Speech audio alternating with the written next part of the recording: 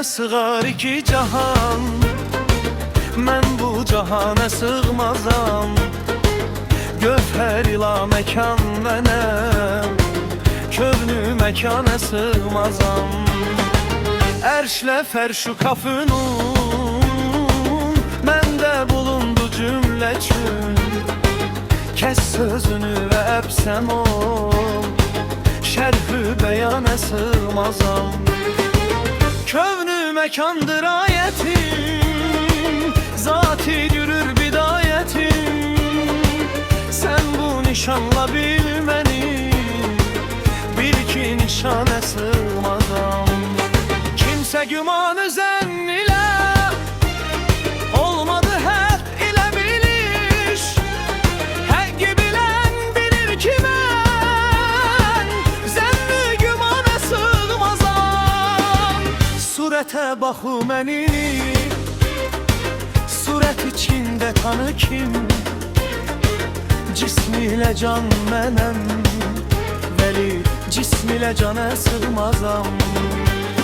Həm sədəfəm, həm inciyəm, həşr-ü sirat həsinciyəm. Bunca qumaşı rəxt ilə mən bu dükana sığmazam. Gənci nihan mənəm mənuş, eyni əyan mənəm mənuş. Gövhəri kan mənəm mənuş, bəhrə-u kana sığmazam. Gerçi mühit yazamam, adım Adem'dir Adem'em. Dar ile kün fekan menem, men bu mekana sığmazam. Can ile hem cahan menem, dehr ile hem zaman menem. Gör bu latifeyi ki mən dəhru zamana sığmazam.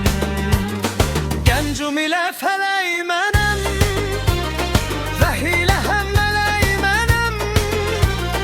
Çək dilini və əbsəm ol, mən bu lisana sığmazam. Zərrə mənəm, günəş mənəm, çar ilə pəncüşeş mənəm. Surəti gör bəyan ilə, çünki bəyana sığmazam. Zat iləyəm, sifat ilə, qədir iləyəm, beyət ilə. Gül şəkərəm, nəbat ilə, dəstə dəhanə sığmazam. Nar mənəm, şəcər mənəm, ərşə çıxan həcər mənəm. Gör bu odun zəbanəsin, mən bu zəbanə sığmazam. Şəms mənəm, qəmər mənəm, şəhd mənəm, şəkər mənəm. Ruhi rəvan bağışlaram, ruhi rəvanə sığmazam. Gerçi bugün Nəsimiyəm, Haşimiyəm.